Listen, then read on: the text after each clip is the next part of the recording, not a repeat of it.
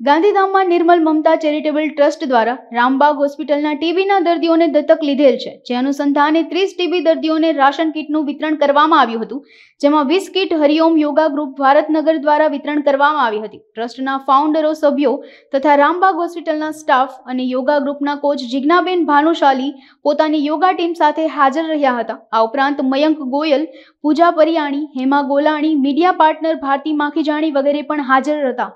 हरिओम, मेरा नाम जिज्ञा भानुशाली, पतंजलि की प्रभारी भानुशाली ज्ञाति की एज अ प्रेसिडेंट हूँ। आज हम एनएम ट्रस्ट द्वारा जो टीबी पेशेंट को इन्होंने एडॉप्ट किया है, उनके नेजे हेठड़ हम हरिओम योगा ग्रुप की ओर से भी सहयोग का मौका मिला है और हम भाग्यशाली हैं कि आज हमको यहाँ पे आके और सहयोग करने का मौका दिया गया है। थैंक यू सो मच हमारे एनएम ट्रस्ट द्वारा। हरिओम।